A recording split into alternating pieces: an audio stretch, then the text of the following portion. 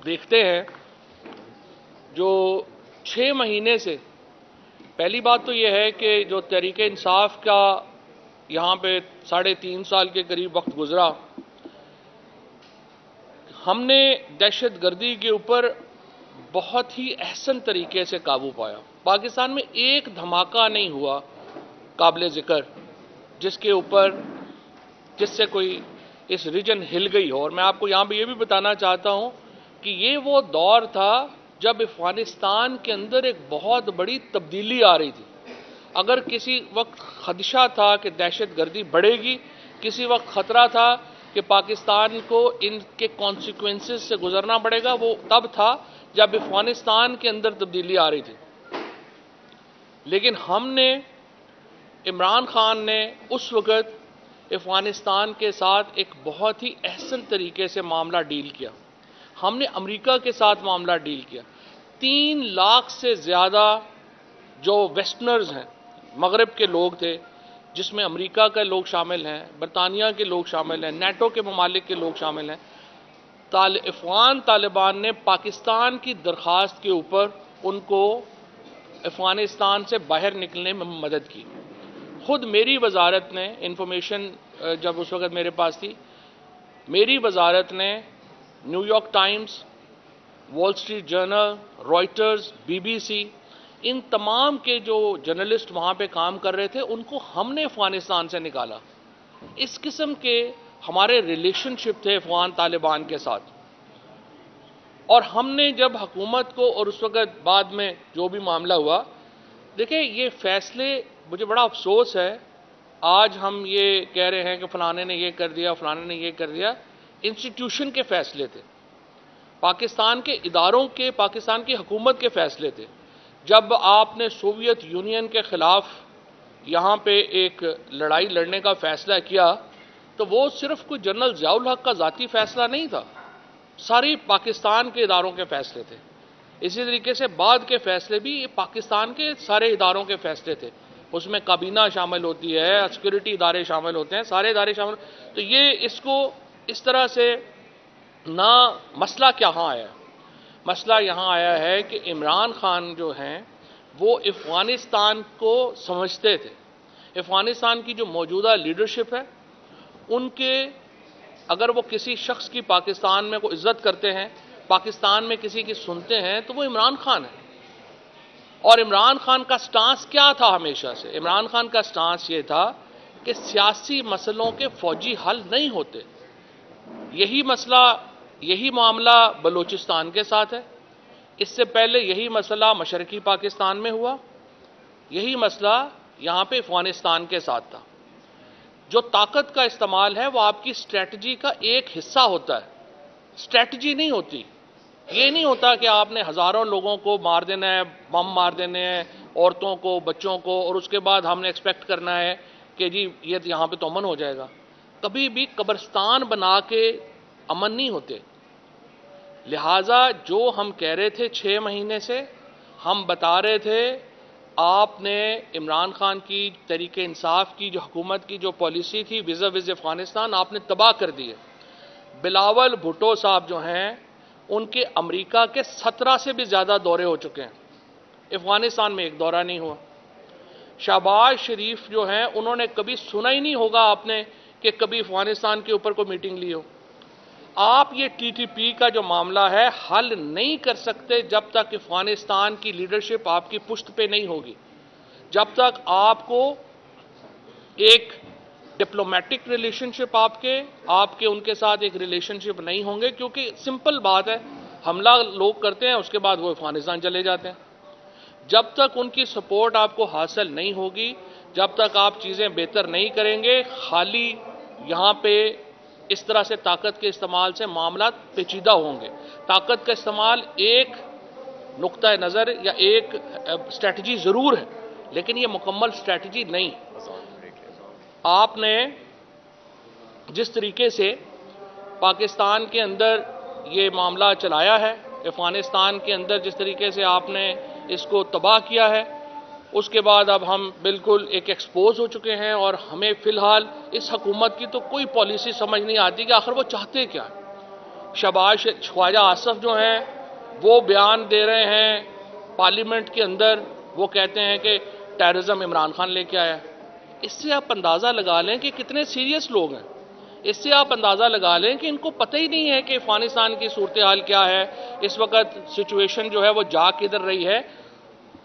अगर इमरान खान टेररिज्म लेके आया है तो हमारे 3.5 साल में क्यों टेररिज्म नहीं था? हमने तो इंटरनेशनल क्रिकेट पाकिस्तान में बहाल करवा दी।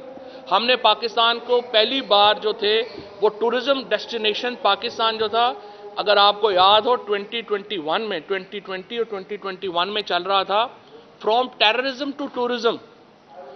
9 महीनों के अंदर पाकिस्तान वापस टूरिज्म से टेररिज्म के ऊपर चला गया। इस मुल्क की इन्होंने कमर तोड़ दी है। आज डॉलर दोबारा 271 रुपए के ऊपर चला गया है। हमाद अजहर साहब अभी जो है वो मईशत के ऊपर डिटेल बात भी करेंगे। एक तरफ पाकिस्तान जख्मी है, एक तरफ पाकिस्तान की जो मिडिल क्लास है, लोअर मिडिल क्लास है, उसकी कमर टूट गई है। 30,000 रुपए से लेके 2 लाख रुपए महीना तक कमाने वाला जो शख्स है वो इस वक्त गुर्बत की चक्की में पिस गया। उसको समझ ही नहीं आ रही बच्चों की फीस कैसे देनी है, तेल की कीमतें जो हैं वो किधर चली गई हैं, और उसके बाद दहशतगर्दी वापस आ गई। अब जब इस कदर सूरत हाल आपकी गंभीर है तो बजाय इसके कि आप पॉलिटिकल फोर्सेस इदारे बैठें और कुछ सोल्यूशन की तरफ जाएं, आपने गिरफ्तारियां शुरू कर दी। पहले मुझे गिरफ्तार किया गया, सबसे पहले शहबाज गिल को जो है यहाँ पे गिरफ्तार किया गया, फिर आजम सवाती को गिरफ्तार किया गया, फिर मुझे गिरफ्तार किया गया। अब रात को जो है आपने इमरान रियाज को, शेख रशीद साहब को गिरफ्तार कर लिया है, और जो शंदाना है उनके ऊपर आपने पर्चा काट दिया। अब आप मुझे बताएं, पाकिस्तान जो है वो इस वक्त इस तकसीम का मुतहम्मिल हो सकता है? हरगिज इस चीज़ से तो जो आपकी एक नए ऑफेंसेस जो हैं वो क्रिएट किए जा रहे हैं।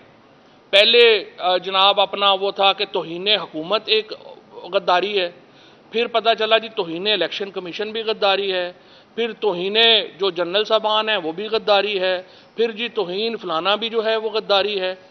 अगर पूरा मुल्क गद्दार है, मैंने कल भी ये सवाल रखा था कि अगर जेहलम का एमएनए और मियाँ वाली का एमएनए गद्दार है तो फिर मुझे बताएं पाकिस्तान का वफादार यहाँ पे कौन है? अगर सबसे ज़्यादा लोग जो इस वक्त फौज के अंदर जो शहादतें होती हैं वो तो मेरे लोगों की होती हैं। हम जो तहसील पिंडादन खान के जेलम के लोग हैं, हम दफनाते हैं अपने बच्चों को। मियाँ वाली में इमरान खान एमएनए है, वहाँ से सरगोदा से, ये रीजन सारे की सारी, यही रीजन जो है फौज हमसे अलहदा कैसे हो सकती है? फौज से हमारी या इदारों से हमारी जो है वो झगड़ा कैसे हो सकता है? हम इदारों से है, इदारे हमसे हैं। हमें सिर्फ ये समझ नहीं आ रही है, ये जो मरियम नवाज़ और ये नवाज शरीफ की जो, मैं सिर्फ ये कहता हूँ इदारों से, आपने ये नवाज शरीफ, जरदारी, फजलुर रहमान का इतना बोझ ना उठाएं कि आपकी कमर ही उसमें जो है उसमें दोरी हो जाए। आपने इन नालायक, नाअहल और अहमक हुक्मरानों का और करप्ट हुक्मरानों का इतना बोझ उठाया है कि आपकी कमर दोरी हो गई। और इस वक्त नवाज शरीफ साहब जो हैं वो लंदन बैठे हैं, बच्चे उनके लंदन बैठे हैं, पैसे सारे उनके लंदन हैं। शहबाज शरीफ साहब वो लंदन बैठे हैं, और यहाँ पे डमी हुकूमतें बना दी गई हैं खैबर पख्तूनख्वा में और पंजाब में। आइन क्या कहता है? 90 दिन के अंदर आपने इलेक्शन करवाने हैं। अभी मैं हैरान हो गया, गवर्नर खैबर पख्तूनख्वा की प्रेस कॉन्फ्रेंस सुन के, वो ऐसे बिहेव कर रहा है जैसे सूबे में गवर्नर राज लग गया। भाई तुम हो कौन ये बातें करने वाले, और तुम बता क्यों रहे हो कि ये पॉलिसी है और वो पॉलिसी है? You are nobody. Chief minister KP जो इंटरिम लगे हैं, वो जो 1.5 महीना या 2 महीने चलाना है वो उन्होंने चलाना है। और पंजाब में ऐसी काबीना लगाई गई है जिनको घर वाले भी नहीं जानते ये कौन है। जो लोग घर से अपने मोहल्ले से काउंसलर इलेक्ट नहीं हो सकता वो वज़ीर आला है, और वो चाहता ये है कि मेरा इक़्तिदार ही ख़त्म ना हो। जो इस वक्त पंजाब की काबीना में लोग बैठे हुए हैं, उनको अपने घर वाले दोबारा सालन देने को दूसरी प्लेट मांगे ना, वो मुंह थप्पड़ मारते, तुम हो कौन? इनको आपने वजीर लगा दिए, और अब आपकी ख्वाहिश ये है मासूम सी कि ये वजीर आला, ये डमी जो इम्पोज किया गया है, और इसकी काबीना वो हम पे हुक्मरानी करे। اور اب उनको भी बात करेंगे तो आपको तौहीने जनाब अपना वज़ीर आला का नोटिस आ जाएगा। जिस तरीके से 90 दिन के बाद 91st डे होता है और पाकिस्तान में इलेक्शन नहीं होते, पाकिस्तान में आइन को ख़त्म तस्वर किया जाएगा। जो अदालत, देखिए मैंने उस दिन भी ये बात कही थी, मैं धमकी वमकी नहीं दे रहा, हम तो धमकी दे ही नहीं सकते। मैं आपको ज़माने की जो मैंने देखा है, जो किताबों में लिखा है, जो आपने पढ़ा है, वो एक बड़ी सिंपल सा असूल है। वक्त एक सा नहीं रहता। वो जब मामूनुर रशीद ने अपने वज़ीर को कहा कि मुझे कोई ऐसी नसीहत करो कि अच्छे वक्त में भी मैं देखूं तो उससे मुझे सबक हो और बुरे वक्त में भी देखूं तो मुझे उससे सबक हो, तो उसने उसको अंगूठी दी जिसके अंदर लिखा हुआ था ये वक्त भी गुजर जाएगा, ये वक्त भी गुजर जाएगा। मैंने बड़े बड़े ताकतवर जो हुक्मरान हैं, बड़े बड़े ताकतवर लोग जो हैं ना, उनको मैंने देखा है कि वो चंद दिनों में उनको पता चला कि हमारी ताकत ही नहीं रही। ये तो रेत की तरह होती है ताकत, जब मुट्ठी से रेत फिसलना शुरू हो जाए पता भी नहीं चलता।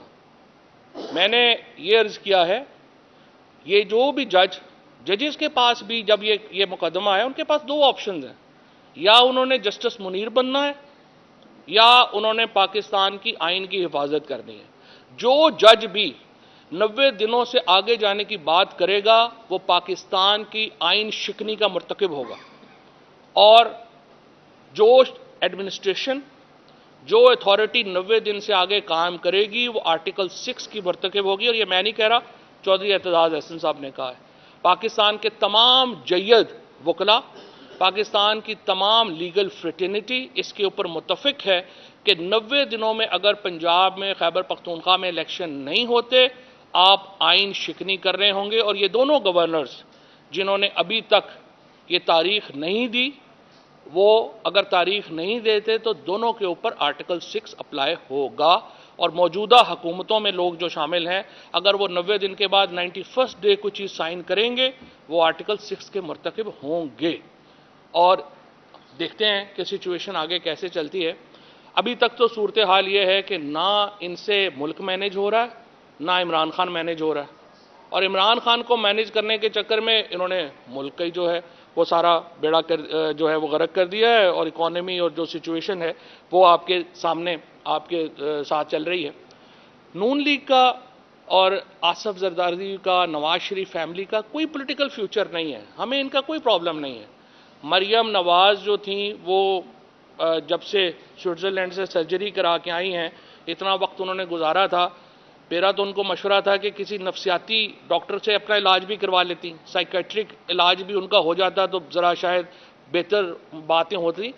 शरीफ फैमिली का कोई फ्यूचर नहीं है पाकिस्तान में। ये आखिरी 3 महीने 4 महीने वो गुजार लें, जरदारी साहब भी 3 महीने 4 महीने गुजार लें, जब भी हुकूमत आएगी तहरीक इंसाफ की, नई अपोजिशन जन्म लेगी।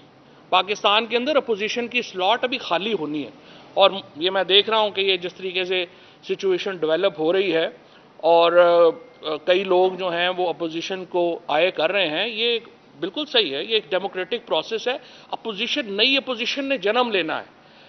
जो एवरेज एज है इस वक्त नून लीग के लीडरों की वो 80-80 साल है। इनके साथ तो कोई यंगस्टर तो कोई गया ही नहीं है। लिहाजा ये जो इनकी पूरी स्लॉट है ये खाली होनी है इस इलेक्शन के बाद, और नई अपोजिशन ने पाकिस्तान में जन्म लेना है। ये लोग जो हैं ये आखिरी अपना जो है वो आप समझिए साल सियासत में गुजार रहे हैं, और ये कितनी देर गुजार सकते हैं ये हम देख लेंगे। और जहाँ तक इस बात का ताल्लुक है कि हम क्या चाहते हैं, हम ये चाहते हैं कि पाकिस्तान के अंदर जो फासले हैं वो कम हों। हम ये चाहते हैं इदारों के साथ ताल्लुकात हमारे बेहतर हों। हम चाहते हैं कि पाकिस्तान को हम एक मुस्तहकम आइनी ममलिकत की तरफ लेके चलें। हम ये चाहते हैं पाकिस्तान में इंसानी हकूक़ का एहतराम हो। हम ये चाहते हैं पाकिस्तान में आइन के मुताबिक इंतखाबात का इनाकाद हो, और इंतखाबात के अलावा पाकिस्तान में हल कोई नहीं किसी के पास। आप जो मर्जी कर लें, आपको इंतखाबात कराने पड़ने हैं। फ़र्क सिर्फ ये है कि आपने ये देखना है, आपने ज़्यादा नुकसान करके इलेक्शन करवाने हैं, आपने कम नुकसान करके इलेक्शन करवाने हैं। आपको इलेक्शन जो है वो बाहर सूरत करवाने पड़ेंगे। हमाद अज़हर साहब से मैं रिक्वेस्ट करूंगा कि आप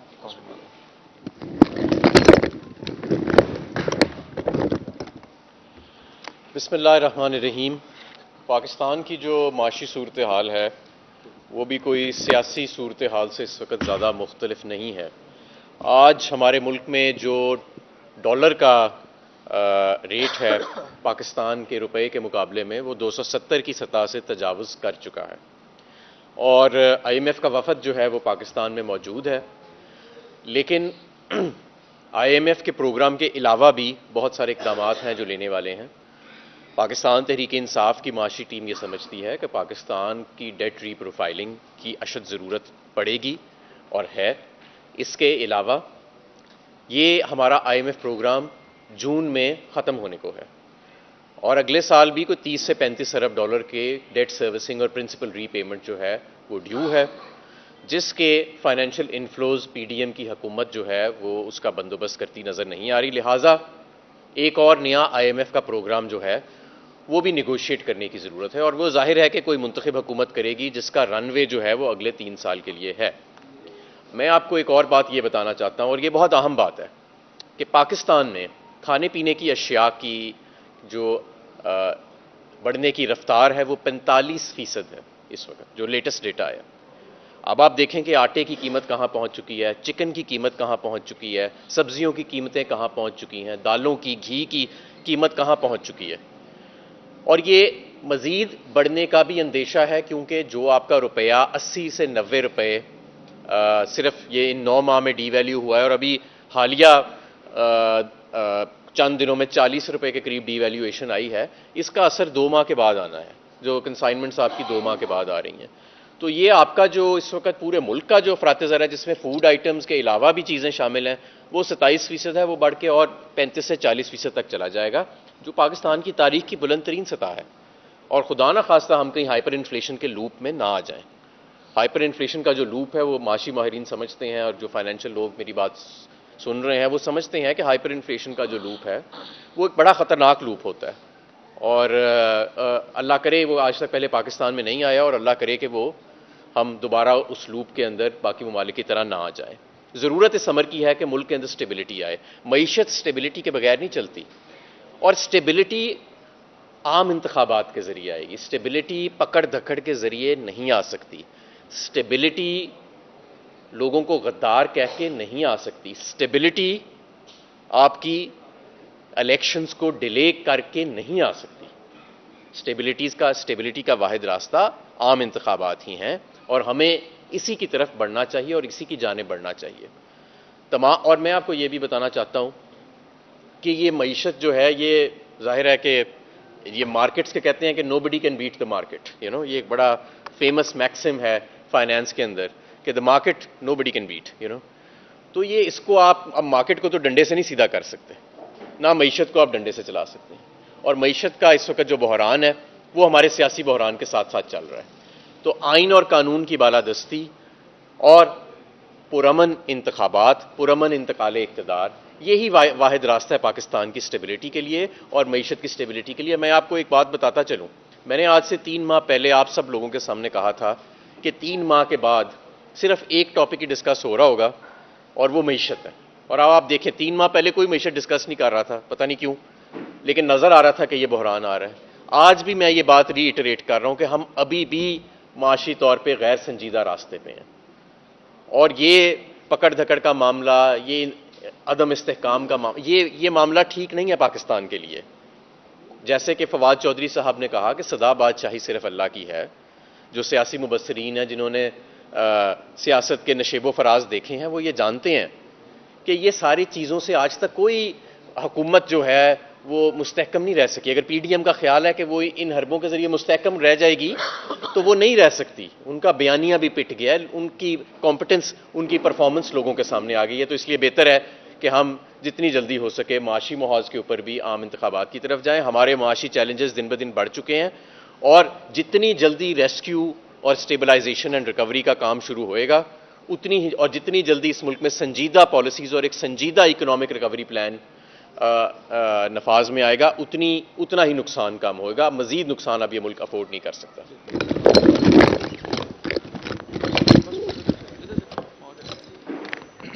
بسم اللہ الرحمن الرحیم. جیسا کہ سب سے پہلے میں دہشت گردی پہ بات کروں گا. جو ریسنٹلی آپ نے دیکھا جو واقعہ ہوا، جو دل خراش واقعہ تھا، جو ہمارے بہادر خیبر پختونخوا کے پولیس کے جوان اور افسران کے ساتھ ہوا، دل دہلا دینے والا واقعہ ہے۔ پہلے بھی خیبر پختونخوا نے سب سے زیادہ قربانی دی کیونکہ وہ فرنٹ لائن پہ ہیں۔ آپ نے ایک بات دیکھی ہوگی کہ ہر پولیٹیکل پارٹی کی پوری دنیا میں، آپ امریکہ لے لیں، آپ یورپ لے لیں، کوئی ملک لے لیں، پاکستان لے لیں، ہر پولیٹیکل پارٹی کی معاشی پالیسی بھی تقریباً فرق ہوتی ہے دوسری پولیٹیکل پارٹی سے، فورن پالیسی بھی فرق ہوتی ہے۔ ٹیررزم سے ریلیٹڈ ایون امریکہ کے اندر ریپبلکن کی ہو، ڈیموکریٹس کی ہو، آپ کو وار کی انگیجمنٹس کس کس کنٹری کے ساتھ کرنی، کہاں جنگ چھیڑنی، کہاں نہیں چھیڑنی، آپ کو نظر آئے گا بڑی واضح پالیسی، واضح شفٹ ہوتی ہے۔ اس چیز کا مظاہرہ آپ لوگ آلریڈی دیکھ چکے ہیں کہ دہشت گردی کے اوپر پاکستان پیپلز پارٹی کی پالیسی مختلف تھی، پاکستان مسلم لیگ نون کی پالیسی مختلف تھی، اور عمران خان اور پاکستان تحریک انصاف کی پالیسی بہت مختلف تھی۔ عمران خان یہ سمجھتے ہیں کہ خطے میں جن لوگوں نے پرماننٹ ایک دوسرے کے ساتھ رہنا ہے وہ ہمسائے اپنے بدلے نہیں جا سکتے۔ عمران خان یہ سمجھتے ہیں کہ انلیس کہ کسی کا بیہیویئر ہندوستان کی طرح کا ہو جو انگیجمنٹ کرنا ہی نہ چاہتا ہو، اگر کہیں پہ انگیجمنٹ کی جگہ موجود ہو تو سب سے پہلے وہ کرنی چاہیے، تاکہ کسی بھی سائڈ پہ اتنا خون نہ بہہ سکے۔ کیونکہ یہ ذہن میں رکھیے گا کہ خون کے لگے ہوئے داغ پانی تو دھو سکتا ہے، خون نہیں دھو سکتا۔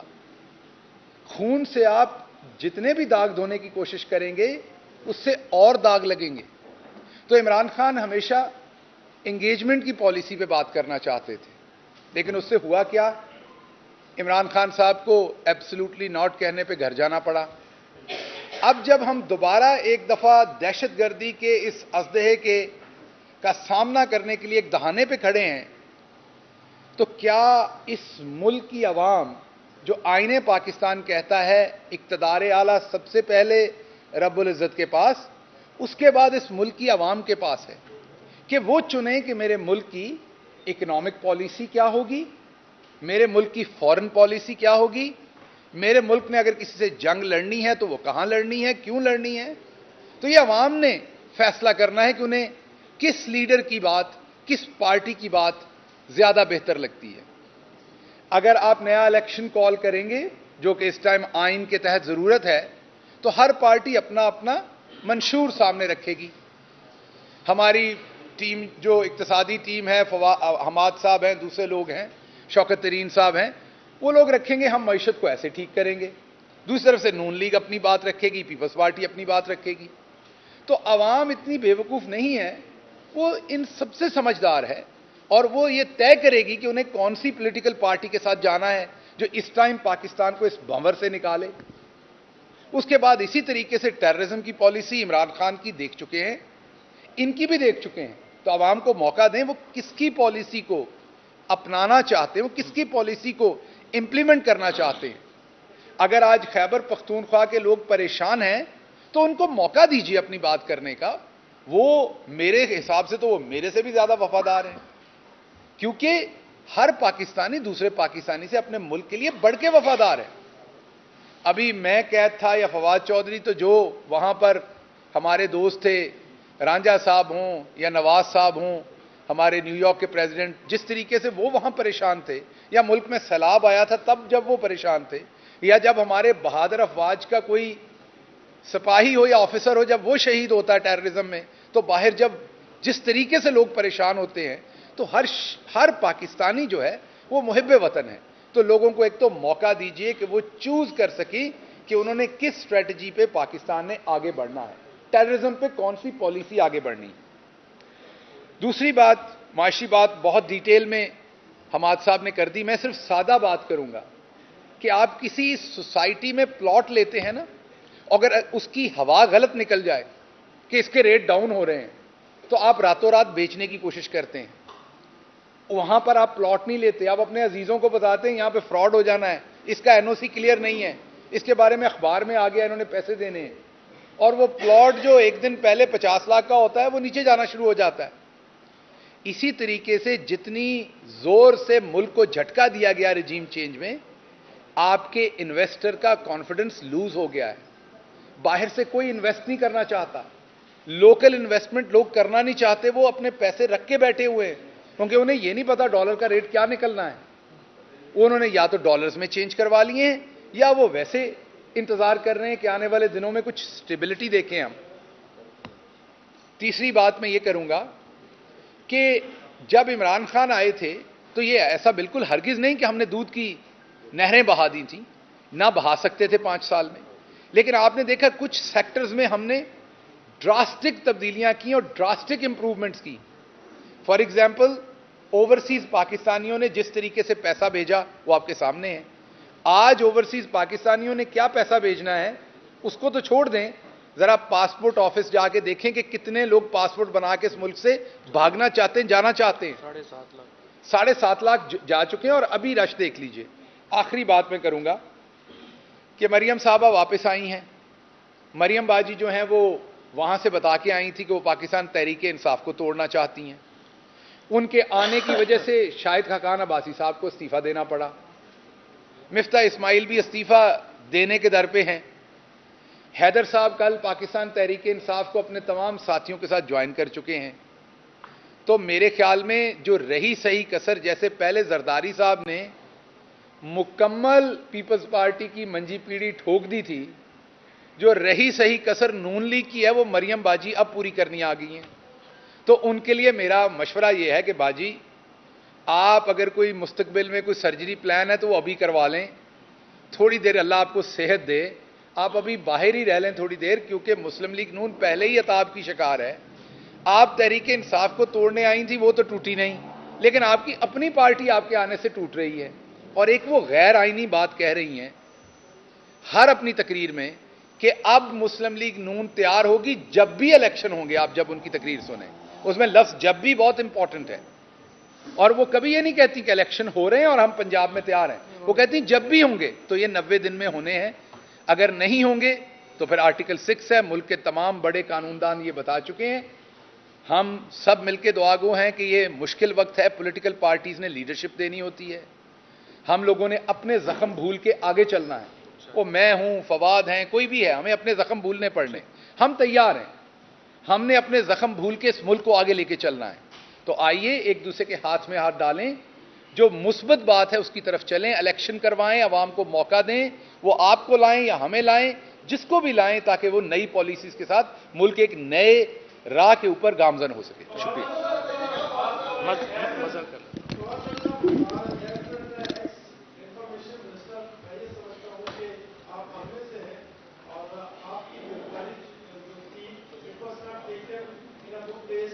شکریہ، بہت شکریہ، بہت شکریہ.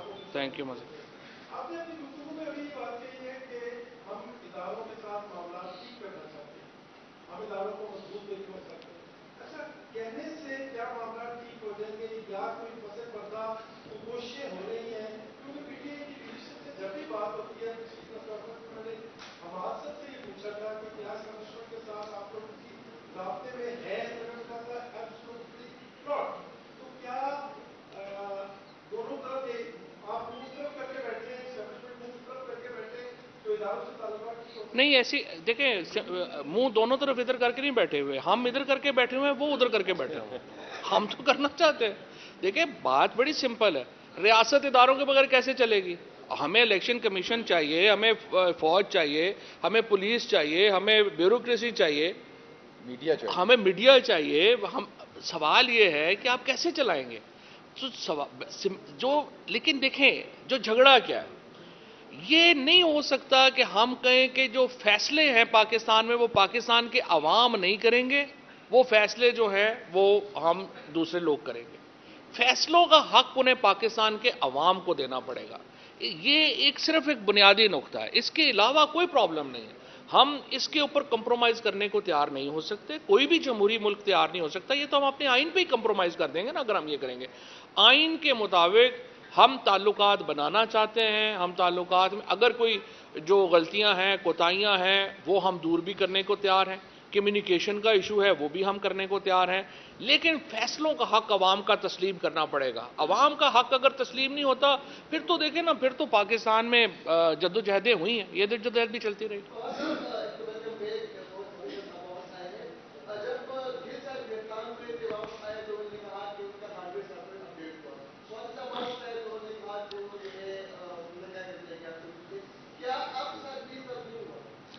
نہیں، میرے ساتھ ٹو بی فیئر ود تشدد جو ہے وہ نہیں ہوا، بلکہ میں تو سچی بات ہے میں آپ کو بتاؤں، مجھے تو 4 سینئر منسٹرز نے میسج بھیجا کہ آپ کو پتہ ہے ہم تو نہیں ہیں اس کے پیچھے۔ اس کے بعد جنہوں نے ایف آئی آر کرائی ہے انہوں نے بھی کہا ہم تو نہیں ہیں اس کے پیچھے، اور باقی جگہوں نے بھی کہا ہم تو نہیں ہیں اس کے پیچھے۔ اب دیکھنا پڑے گا، پتہ چل جائے گا کون ہے کس کے پیچھے، پتہ کر لیں گے۔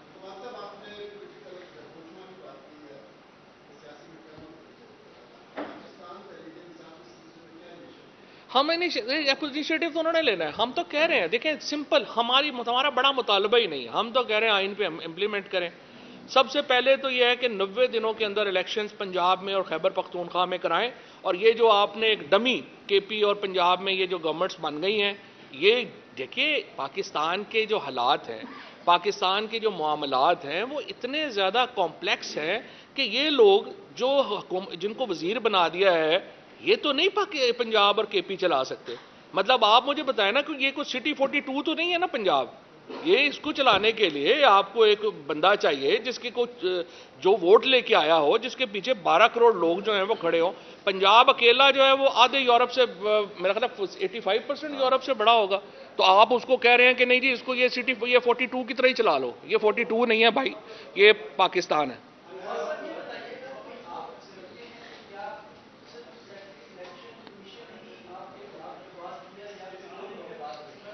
وہ بس کیا کہیں، وہ سیکٹری الیکشن کمیشن کو بیچارے کو تو پتہ ہی نہیں ہے کیا۔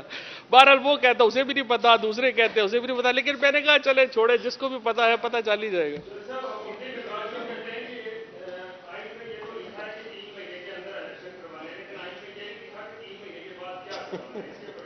3 مہینے کے بعد بڑا سمپل ہے، 3 مہینے کے بعد یہ ہے کہ وہ کانسٹیٹیوشنلی حکومتیں ختم ہو جائیں گی، پاکستان کانسٹیٹیوشن کے انڈر نہیں رہے گا۔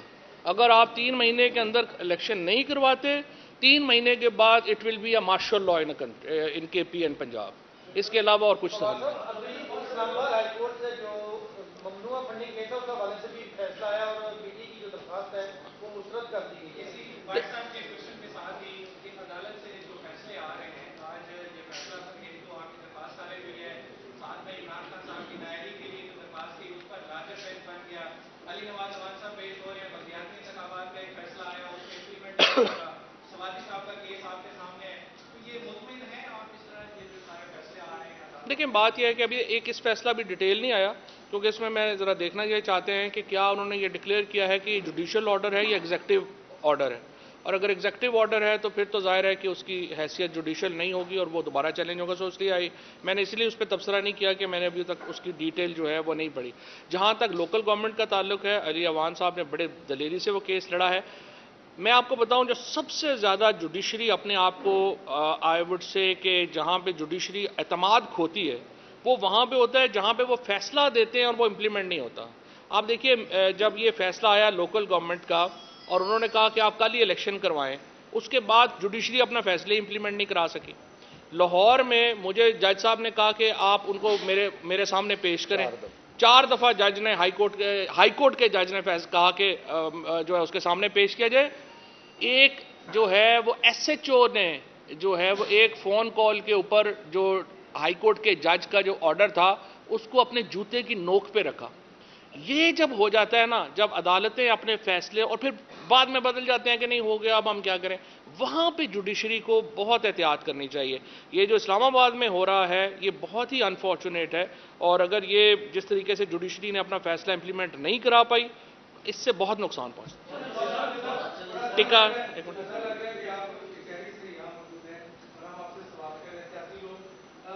سیاست کی بات ہی کرتے ہیں تو کیا سیاسی پارٹیوں سے ڈائلاگ ہو سکتا ہے؟ ابھی بھی انہوں مالک کی طرف سے بہت بڑا چیلنج ہے، کتنا بڑا باقی سب سے پہلے سب سے پہلی بات تو یہ ہے کہ سیاسی جماعتوں کے درمیان گفتگو کے بغیر تو بڑھا ہی نہیں جا سکتا آگے. 100% ہو سکتا ہے، لیکن آپ آئین کے بالا تر تو مذاکرات نہیں کریں گے. جب آپ ان سے بات چیت کرتے ہیں وہ کہتے ہیں جی پہلے آپ ہمارے کیسز پہ بات کریں، وہ تو نہیں عمران خان کرے گا. 1100 ارب ایک طرف ہمارے پاس وہ کہتے ہیں زہر کھانے کو پیسے نہیں ہے، دوسری طرف 1100 ارب روپے کا NRO ہو گیا. ساری کابینہ آپ دیکھیں وہ کبھی پاکستان میں ٹھہری ہی نہیں ہے. جب دیکھیں کوئی جہاز کے اوپر بیٹھا ہوا ادھر جا رہا ہے، کسی کی سرجری ہو رہی ہے، کسی کے دانت میں درد ہو گیا ہے، کسی کا گلا خراب ہے. عجیب و غریب ملک جو ہے طریقے سے ملک چلا رہے ہیں. سب سے پہلے انہیں آئین کو تسلیم کرنا ہوگا اور بات چیت کرنی ہوگی.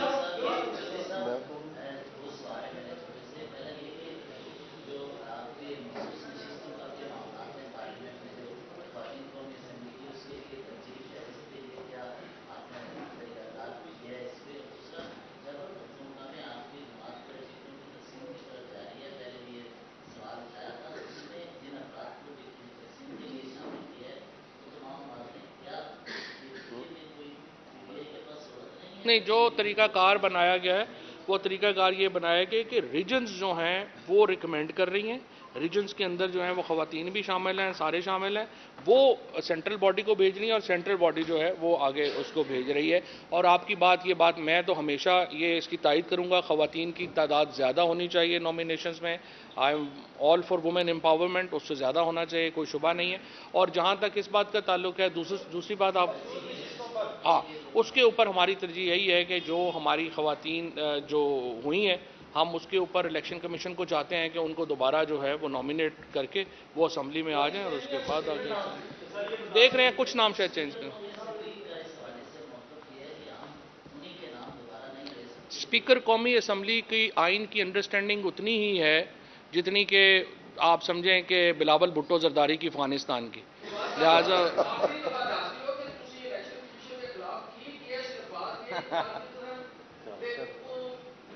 چلو کدی چنگا سوال بھی کرے. الیکشن کمیشن کے بارے میں جو کچھ گیا وہ جو کچھ میں اس پہ قائم ہوں. چلو چنگا سوال بھی